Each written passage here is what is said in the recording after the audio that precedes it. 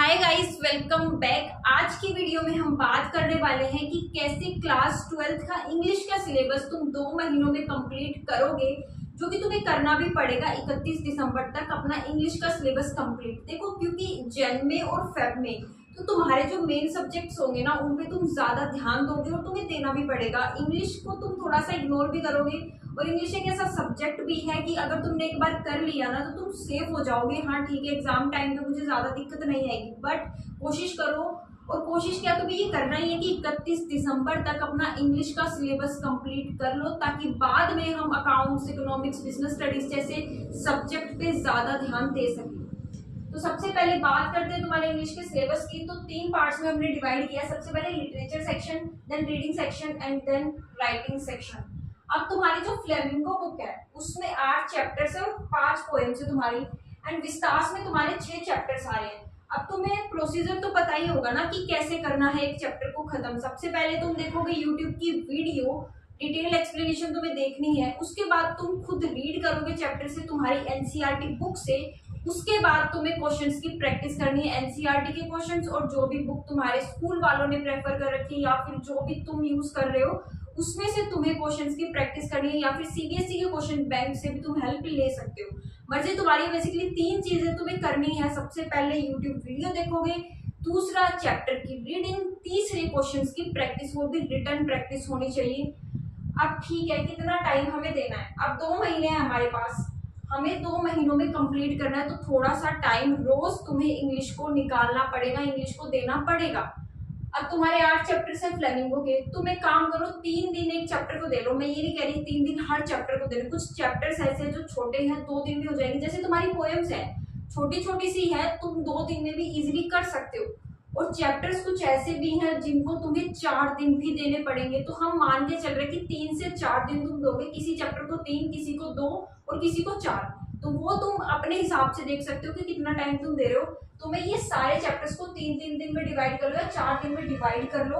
उसमें तुम्हारे 2 महीने कंप्लीट हो जाएंगे आराम से, और तुम इजिली इनको कंप्लीट कर सकते हो। प्रोसीजर वही है, 3 दिन लगाओगे, एक दिन यूट्यूब वीडियो देख लो, अगले दिन रीडिंग कर लो, उससे अगले दिन तुम क्वेश्चंस की प्रैक्टिस कर लो, बस हो जाएगा।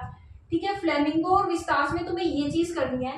नेक्स्ट बात करते हैं रीडिंग सेक्शन। रीडिंग सेक्शन में तुम्हारे आ रहे अनसीन पैसेज। अनसीन पैसेज का ये सीन है कि 2 तुम्हें सोल्व करने ही करने हैं एक हफ्ते में। ज्यादा नहीं बोल रही, बहुत कम बोल रही है तो मैंने, बट ये कि तुम थोड़ी सी प्रैक्टिस करोगे ना तो एग्जाम टाइम में तुम्हें ज्यादा दिक्कत नहीं आएगी। तुम्हें ये नहीं लगेगा कि कैसे करूं, तुमसे सोल्व हो जाएंगे।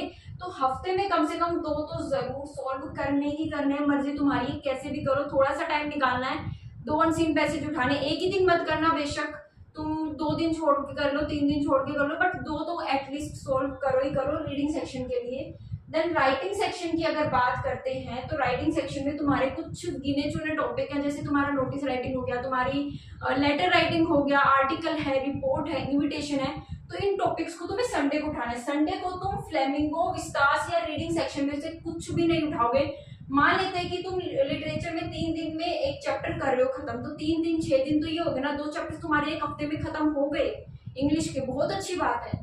तो संडे को तुम ये सब मत करो, संडे को सिर्फ एक चीज करो, राइटिंग सेक्शन का कोई भी एक टॉपिक उठा लो और उसको खत्म कर लो। नोटिस उठाया है, नोटिस की फॉर्मेट देखो यूट्यूब से और 5-6 नोटिस की प्रैक्टिस कर लो, बस दैट्स इट। एक टॉपिक तुम्हें करना ही करना पड़ेगा राइटिंग सेक्शन का खत्म, अगर तुम्हें 2 महीनों में अपना सिलेबस कंप्लीट करना है तो।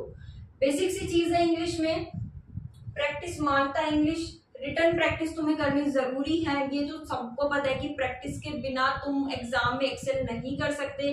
तुम्हारा टारगेट है 90+, 95+ और 100 भी हो सकता है, तो तुम्हें प्रैक्टिस तो करनी पड़ेगी। यही चीज है, तुम अपने हिसाब से देखो, तुम 3 चैप्टर्स कर रहे हो, 4 चैप्टर्स कर रहे हो, कितने चैप्टर्स में कितने दिन लगा रहे हो, तुम अपने हिसाब से देखो। जरूरी नहीं है जितने मैंने बताया तुम उतना ही फॉलो करो। एक चैप्टर को 3 दिन ही खींच रहे हो, वो चैप्टर है 2 दिन का, तुम 3 दिन खींच रहे हो, और चैप्टर है 4 दिन का, तुमने जबरदस्ती 3 दिन में कर लिया खत्म, लेकिन तुम्हें अच्छे से आया नहीं। तो बेसिक सी पॉइंट क्या है कि हमें बाद में ज्यादा टाइम चाहिएगा अकाउंट्स के लिए, बिजनेस स्टडीज, इकोनॉमिक्स जैसे सब्जेक्ट के लिए, तब हमारे पास इंग्लिश को देने के लिए टाइम नहीं होगा।